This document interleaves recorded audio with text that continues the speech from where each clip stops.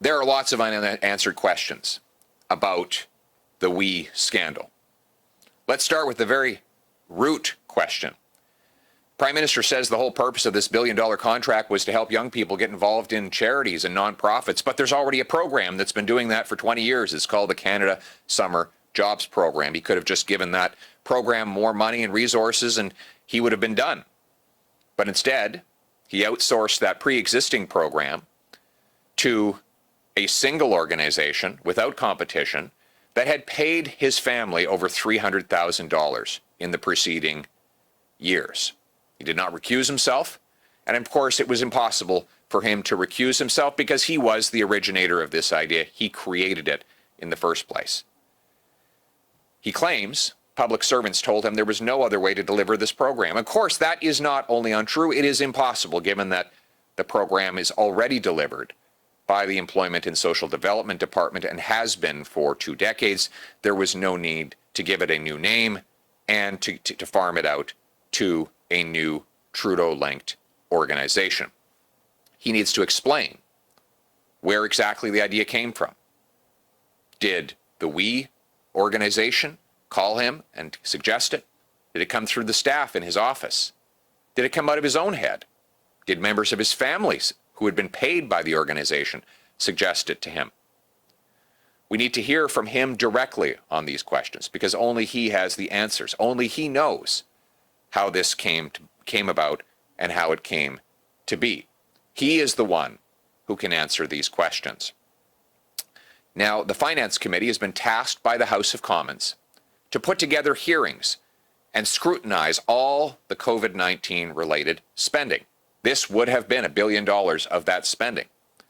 And therefore, it is the duty of the Finance Committee to understand how this appalling conflict of interest was allowed to unfold. How is it possible that a Prime Minister who knowingly gave $1 billion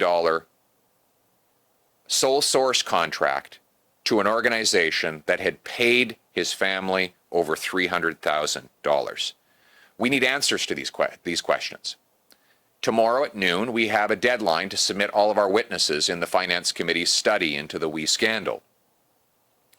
I'm announcing today that I will be adding Justin Trudeau's name to the list of witnesses. I will be calling on him to appear and testify under oath after being sworn in.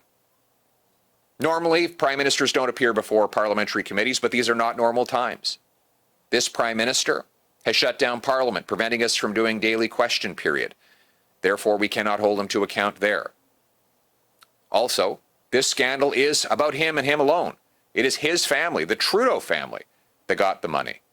It is him that made the decision to give this organization $1 billion, sole-sourced, competition-free contract to deliver a program that was already in existence and delivered by the public service elsewhere. Only he can answer these questions, and therefore he must appear under oath and do so. Now, there are 2 ways that this can be done. Either the Prime Minister can agree voluntarily to show up and attend and respect the invitation of a parliamentary committee. That's what he will do if he has nothing to hide. Or Parliament can compel him to appear, something that would take longer, but could be done and should be done if the Prime Minister hides from accountability. Simply put, it is time for the Prime Minister to come clean, to answer questions, to stop the evasions, and to stop trying to pass the blame onto our hardworking and honest public servants who had no part in this scandal. Thank you very much, and I now invite questions. Thank you. We will now be taking questions on the phone. Nous allons maintenant prendre des questions sur le téléphone. Just a reminder to reporters, 1 question, 1 follow-up. Un rappel aux journalistes, 1 question et 1 question de suivi. Operator? Thank you. Please press star 1 at this time if you have a question. S'il vous plaît, appuyez sur l'étoile 1 maintenant pour poser une question. The first question is from Lee Belgium from the Canadian Press. Please go ahead. La parole est à vous. I wanted to revisit a comment you made last week about this time where you said that the Conservative Party was not looking at forcing an election or defeating the government over this issue. I think Mr. Barrett said the same thing on Friday. Is that still your position? Is that still how the Conservatives feel, is that this issue is not one in which you are intending to possibly bring down the government? And if not, why not? Well, we want to get to the truth. We don't want Justin Trudeau to simply run off to an election before Canadians find out what he did here.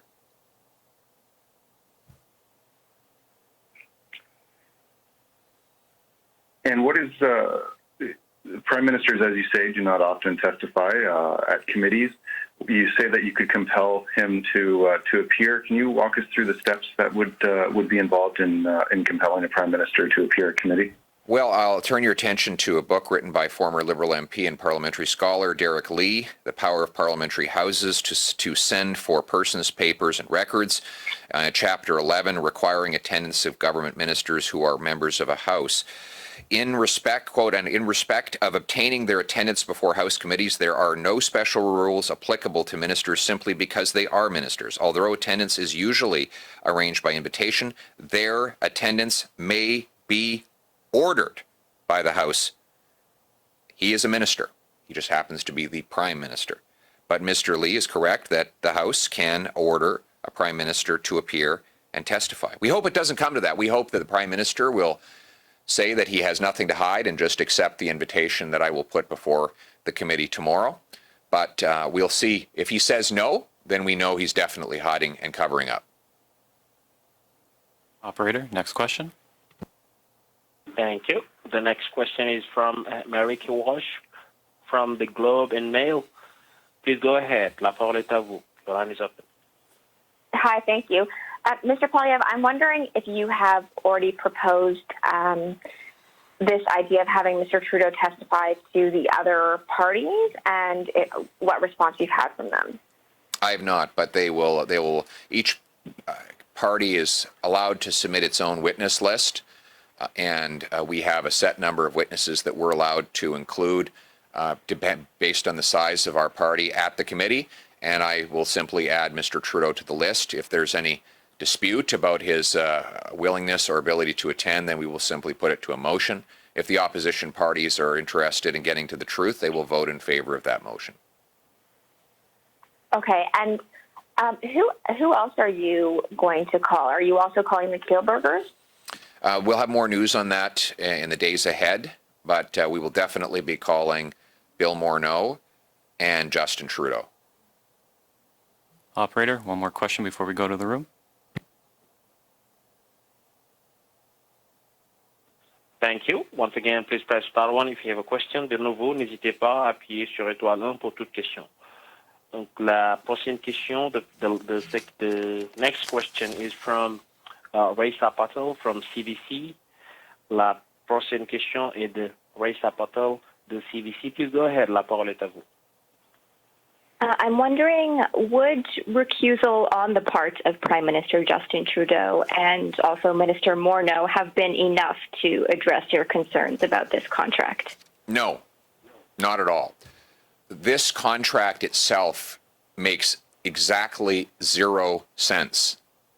Let's be clear about that. It wasn't just the fact that they didn't get up and walk out of the room. If they had recused themselves, there would have been no contract. This whole thing came from the Trudeau elites and the insiders. It did not come from the public service. We know that because there's already a program within the public service to deliver exactly what Mr. Trudeau claims he was trying to do here. If he were just trying to get young people involved in charities and nonprofits, he could simply have expanded the Canada Summer Jobs Program, which does exactly that. Instead, he farmed out what that program does to a group that had paid his family $300,000. He didn't simply fail to walk out of the room when the decision was made. The whole decision was driven by the Trudeau team precisely to direct this money to a Trudeau-linked organization. So there is nothing about this program made any sense from the very beginning. It is clear that what they were doing is replicating something that is already done within the public service very successfully, that allows all charities to hire young people. Specifically for the purpose, he did that specifically for the purpose of directing this billion-dollar contract to a group that had paid his family almost $300,000. And the government has now taken charge of the Canada Student Service Grant. Do you think that the Canada Summer Jobs Program should be the only way to get money to students going back to school in the fall versus this program? There is no difference between the two. Essentially, what the Prime Minister claims he's doing is giving students $7 or $8 an hour, effectively, to work with charities and not-for-profits. Well, the Canada Summer Jobs Program provides a wage subsidy of $7 or $8 an hour for students working with nonprofits and charities. That's what the program does. The only difference is Trudeau changed the name, fallaciously inserted the word volunteer as it relates to paid positions, so that he could justify creating a contract of $1 billion for an organization that had paid his family.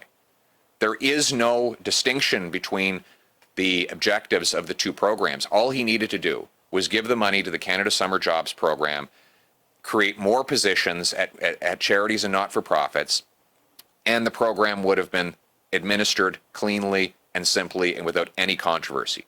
The only reason he did any of this is so that he could favor an organization that paid his family. We will now go to questions in the room. Annie.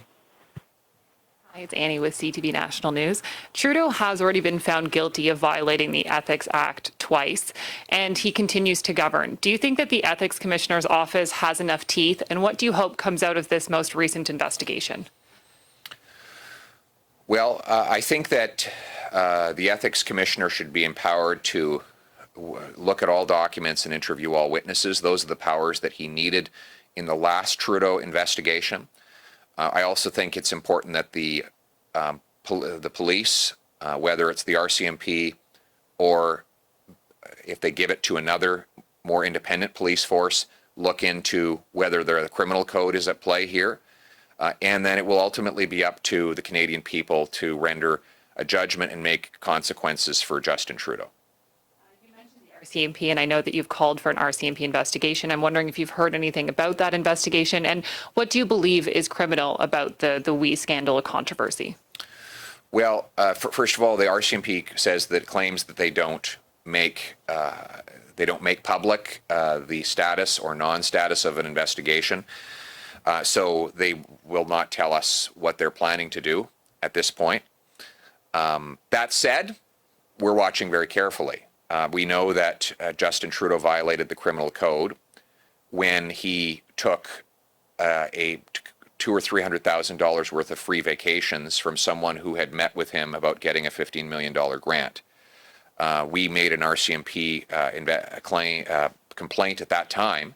The Mounties came back to us, and they didn't say he didn't break the law. They didn't say they couldn't find evidence of law breaking. They simply said they could not, quote, productively pursue an investigation.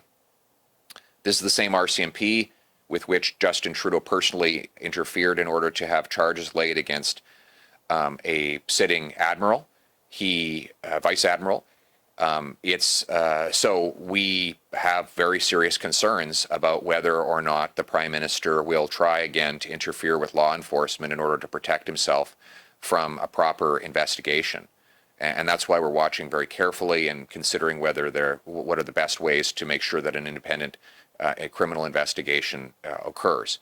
The obvious issue here is that the Prime Minister personally was involved in directing a nearly $1 billion exclusive sole source and highly unusual contract to an outside group that had paid his family, and the contract was for something the public service was already doing, all of which give rise to suspicion that he may have been doing this in order to benefit himself or his family, and that, of course, calls into question certain sections of the criminal code, which we've laid out in a letter to the RCMP already. We will now go back to the phone. Nous allons retourner au téléphone pour des questions. Operator. Thank you. So the next question is from Lee Bersham from the Canadian Press. La prochaine question est de Lee Bersham du Canada Press canadienne. Please go ahead. La parole est à vous. Yes, just to follow up on your plan to ask Justin Trudeau to testify committee. I see that there are 12 members on the committee, 6 of which are Liberals and 6 of which are Conservatives. Given this breakdown, what are the actual realistic chances that Mr. Trudeau, if you do put forward a motion, that this motion will be passed? Well, we do have an opposition majority on the committee, so it'll really be up to the Bloc and NDP whether they want to hold Trudeau accountable or whether they want to give him a free pass. But the chair can vote to make it a tie and defeat the motion, unless I'm mistaken. Perhaps you can correct me if I'm wrong on that. If there were a tie, he could vote, but there would be no such tie if the Bloc and NDP voted with the Conservatives. So it'll just depend on whether the NDP and Bloc want to give Trudeau a free ride. Next question.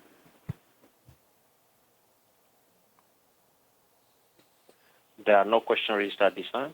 No more questions. So, nous avons plus de questions pour le moment. I would now like to turn the meeting over to you. I'll put an end to this press conference. Ceci est la fin de la conférence de presse.